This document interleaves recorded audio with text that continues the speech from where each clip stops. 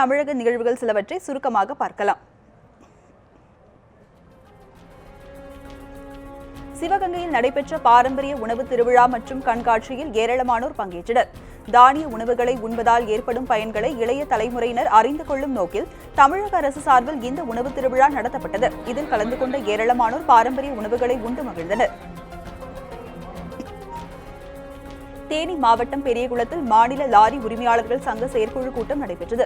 இந்த கூட்டத்தில் வட்டார போக்குவரத்து அலுவலகங்களில் காலியாக உள்ள பணியிடங்களை தமிழக அரசு விரைந்து நிரப்ப வேண்டும், பெட்ரோல் டீசல் விலையை மத்திய அரசே நிர்ணயம் செய்ய வேண்டும் என்பன உள்ளிட்ட 5 தீர்மானங்கள் நிறைவேற்றப்பட்டன.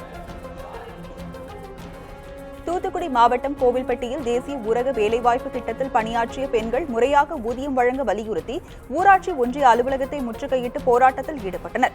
பின்பு ஊராட்சி ஒன்றிய குழு கூட்டம் நடைபெற்ற அரங்கையும் அவர்கள் முற்றுகையிட்டனர். ஊதியம் வழங்க விரைவில் நடவடிக்கை எடுக்கப்படும் என அதிகாரிகள் உறுதியளித்ததால் போராட்டத்தை பெண்கள் கைவிட்டனர். வேலூர் மாவட்டம் அரக்கோணத்தில் தொடர்ந்து நடைபெறும் வழிப்பறி சம்பவங்களை தடுக்க போலீசார் கூடுதல் நடவடிக்கையில் ஈடுபட வேண்டும் என பொதுமக்கள் கோரிக்கை விடுத்துள்ளனர். புதுப்பேட்டை பேருந்து நிலையம் அருகே வசித்து வரும் ஜாஸ்மின் மற்றும் மார்க்கெட் பகுதியில் வசித்து வரும் மேஃபில் ஆகியோரிடம் 6 சவரம் நகைகளை மர்ம நபர்கள் பறித்து சென்றுள்ளனர். தேனி மாவட்டம் ஆண்டிப்பட்டியில் விநாயகர் சிலை ஊர்வலத்தின் போது மோதலில் ஈடுபட்டவர்களை போலீசார் அடித்து விரட்டினர்.